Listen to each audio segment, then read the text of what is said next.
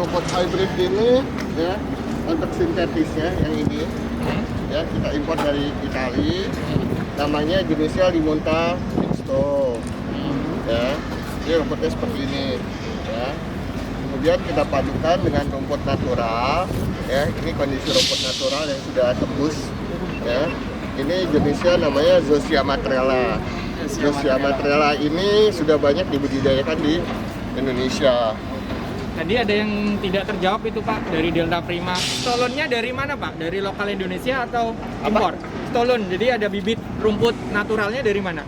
Bibitnya, bibit aslinya dari luar. Dari Tapi luar? memang sudah banyak dibudidayakan di Indonesia karena cocok dengan kondisi di Indonesia.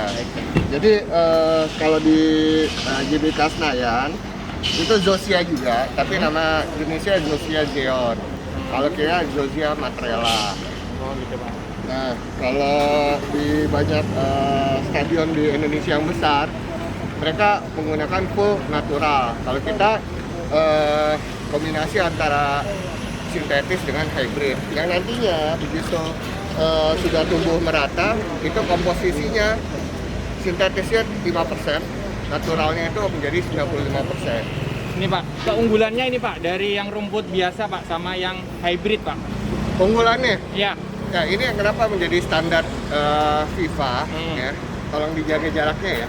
Ya, jaga jarak, jaga jarak. Kenapa rumput hybrid itu menjadi standarnya FIFA? Karena penggunaannya itu bisa mencapai 1000 jam.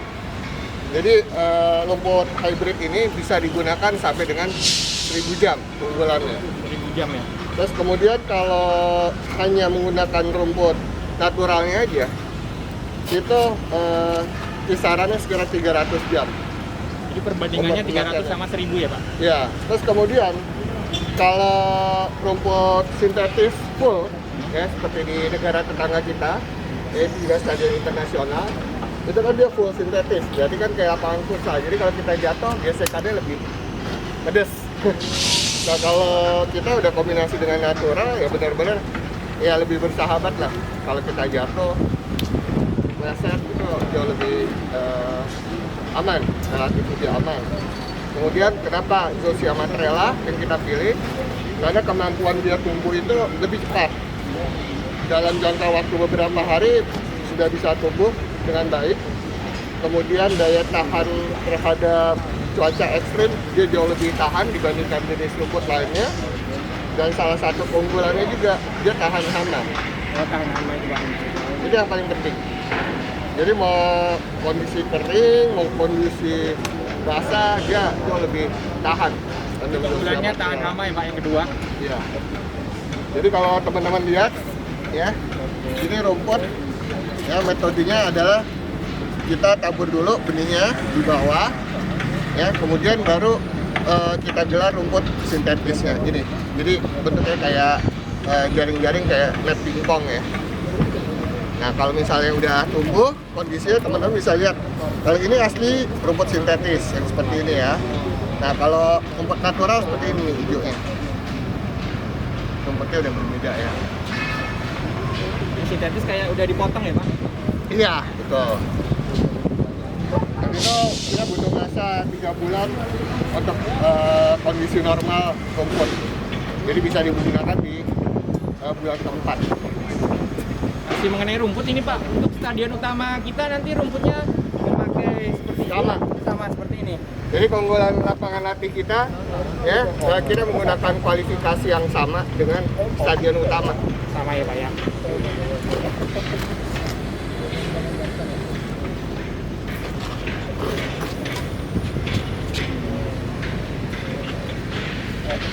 Dan kita rencananya meminimalkan penggunaan bahan kimia ya untuk perawatannya. Jadi kita coba menggunakan nanti predator. Predatornya namanya burung kaki bayam. Jadi ada burung yang dia mempunyai habitat memakan hama-hama. Burung apa Pak tadi Maaf? Burung kaki bayam. Kati bayam. Kaki bayam. Kati bayam ya.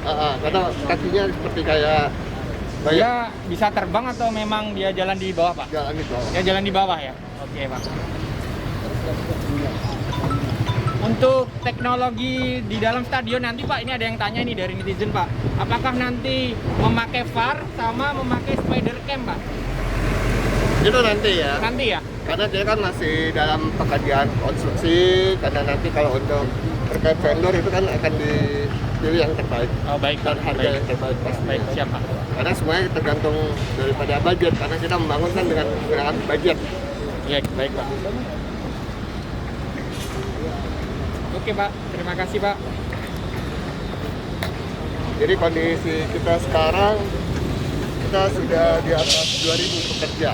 Di atas 2.000 ya Pak? Dan rata-rata per minggu kita bisa menyerap sekitar 100 pekerja. Ini misal nih Pak, nanti seumpama Januari kita ada vaksinasi COVID. Rencana penambahan pekerja gimana Pak dari JIS Pak? Pekerja terus bertambah. Terus bertambah ya Pak? Sesuai dengan kebutuhan dan progres konstruksi. Nantinya di tahun 2021 ya, itu kita bisa mencapai sampai dengan 5.000. 5.000. Di luar ini ya, pekerja vendor ya. Jadi kita optimis turut membantu program pemerintah dalam rangka pemulihan ekonomi ya, karena kita melihat efek domino dari pekerjaan konstruksi yang terus berlangsung, hasilnya ikut menghidupi ekonomi kan. Karena masing-masing vendor kan punya pekerja. Iya, Pak. Vendor juga ada supply dari vendornya kan. Jadi efek domino itu yang kita harapkan turut mempercepat pemulihan ekonomi khususnya di Jakarta dan negara kita pastinya. Dan kita juga memprioritaskan pengusaha lokal dan material lokal yang seperti teman-teman lihat, rangkaian besi yang baja yang temporary support itu support dari Bogor, vendor ya? lokal dan produk lokal. Kecuali untuk struktur atap bajanya, karena itu memang spesifikasi khusus, itu yang kita impor. Baik Pak. Oke, terima kasih Pak waktunya. Sudah diizinkan masuk ke Jakarta International Stadium.